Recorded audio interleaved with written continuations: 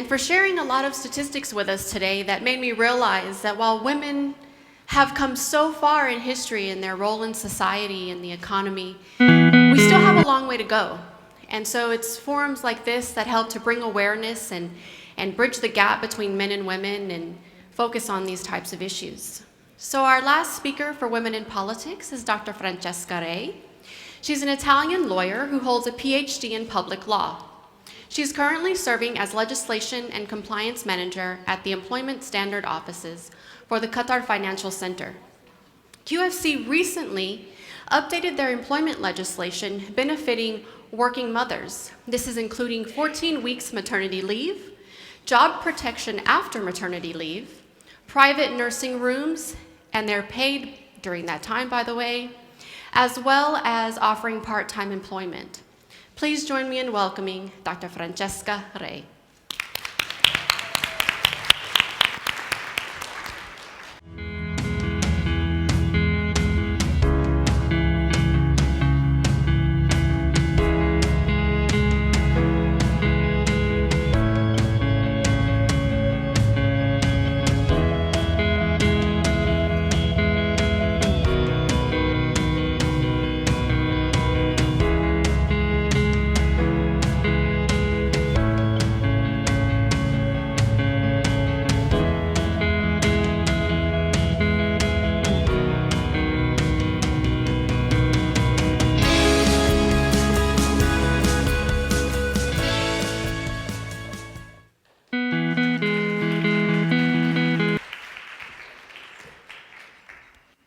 Two years ago, I had my first daughter, Giulia.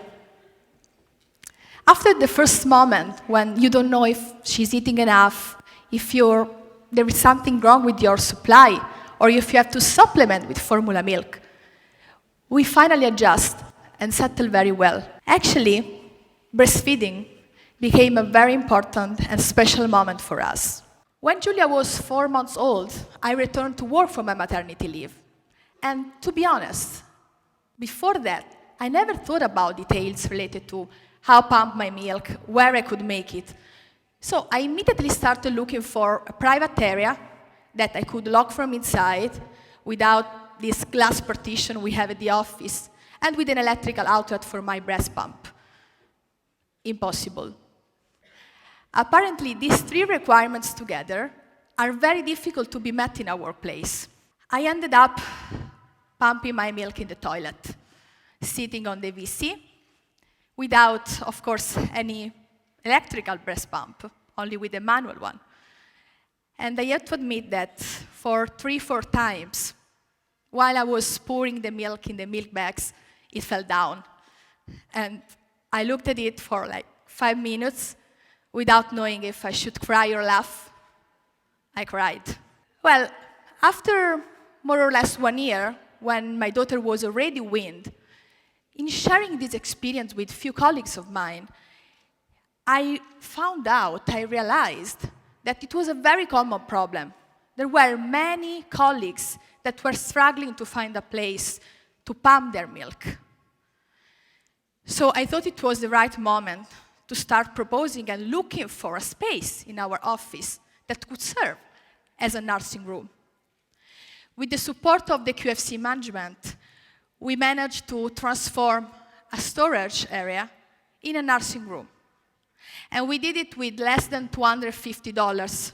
Now we have a nursing room which accommodates an armchair with a breast pillow, a small fridge to store the milk, and a cabinet with wipes, sanitizers, and materials that mothers can use.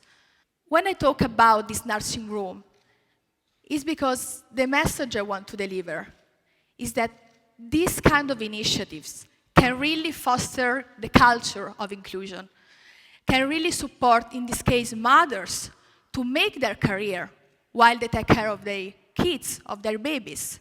These kind of initiatives are so important for the QFC. In the QFC, we started working on well-being programs in 2016 in cooperation with the Ministry of Public Health, which has a dedicated department that supports private and public entities free of charge to develop programs, activities, workshops related to the well-being of the employees. Every year we organize at least 3-4 events, workshops, programs for our employees related to physical activity, related to mental health, related to the postures, ergonomics, as we believe that these kind of things and tools can really improve the quality of life of our employees. Together with these practical tools, we of course believe that a legislative framework that takes in consideration rights and obligation, of course, of employers and employees is essential and is crucial also for gender equality. In January 2019, anticipating the ILO Convention on Violence at Work, the QFC published some guidelines for both QFC employers and employees related to bullying and harassment at work, to support employers and employees in dealing with such conducts, in dealing with such behaviors, especially to support them in spreading the culture and spreading the knowledge related to calling out harassers. I strongly believe that gender issues are intrinsically related and very linked to family-friendly policies around paid leave, around care support and flexible working arrangements that can really help both men and women to improve their work-life balance. I started working on legislation and policies immediately after my graduation in 2007. At that time, I was very committed on medical and bioethical topics, especially on assisted reproductive technology law in Italy. That was a very restrictive law.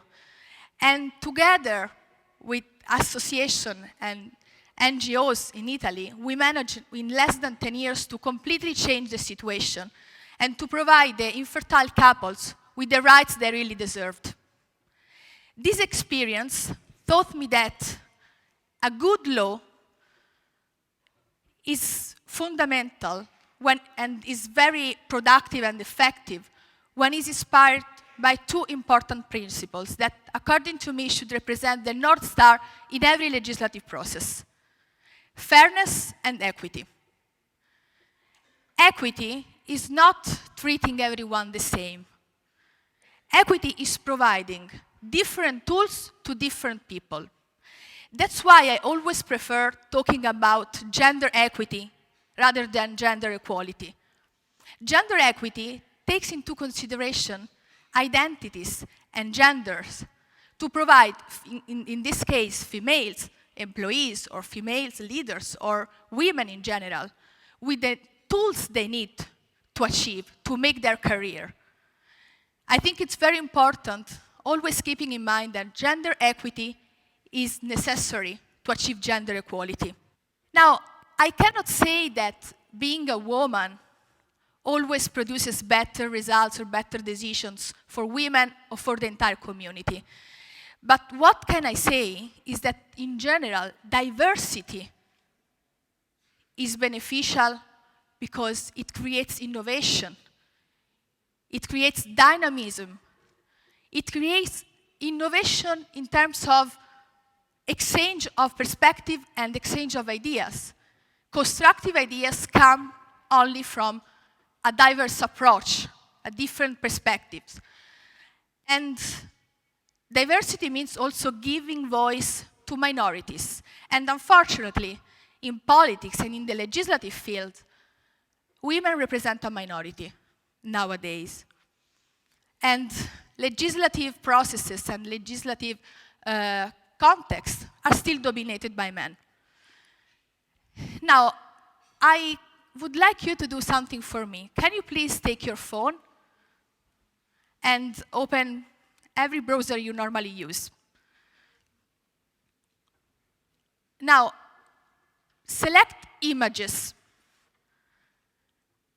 and digit the word politician. Which result do you get? Only women, right? I think we have to count, if I'm not wrong, I just did it, 10 or 11 pictures before finding a woman. Well, this is not, of course, a scientific method to prove that politics in general is still dominated by men. But this result is well confirmed and validated by the data that also have been already shared, but that I want to repeat because I think are very important, and data are always the starting point also to start improving. So, according to the United Nations Women Calculation, based on information provided by the permanent missions to the United Nations, only 24.3% of all national members of parliament were women as of February 2019. And as of June 2019, so very recently, only 11 women were serving as head of state and 12 were serving as head of government. These data have been already mentioned, but I think it's very important to highlight this part because 11 women out of hundreds of countries, it's a very low number. Now, why I strongly believe that women deserve more involvement and present in the decision-making context? I think diversity is the answer. And there is a nice story. In her last book, Michelle Obama, the last book called Becoming, Michelle Obama says that she was very surprised when she found out how the law firm in Chicago she was working in was selecting its candidates. Apparently, the law firm was calling only students coming from certain university with a certain marks that graduated in a specific time frame with a certain background. Michelle was very surprised and started proposing to diversify the profiles, to try to benefit the law firm with diverse perspective, with diverse experiences.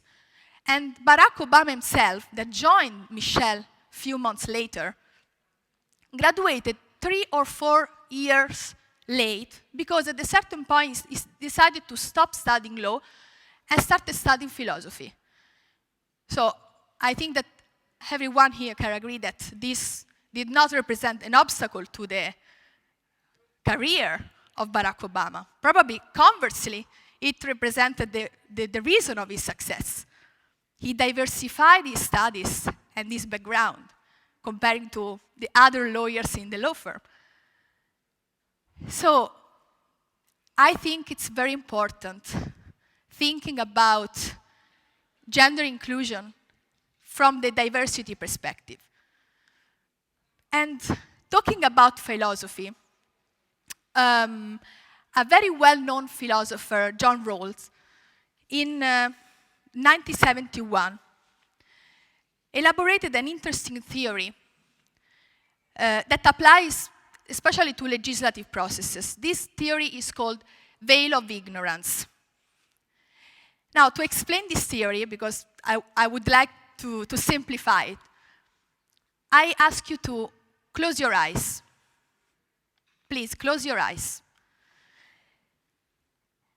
Strip everything from your brain and drop completely your gender, your age, your nationality, your social and economic status. Now we have to make a decision on how often a female domestic worker in Qatar should go back to her country, to her family. That domestic worker with 4 kids under the age of 8 is you. How this would change your perspective? Don't you think that a good decision should be taken according to diverse and plural perspectives to make this theory more realistic? As, of course, unfortunately, we cannot take decisions regardless of our status. I think we should start representing the diversity, the minorities of gender, age, background, experience in every legislative decision. We should start giving voice to all to take balanced and fair decisions. Thank you.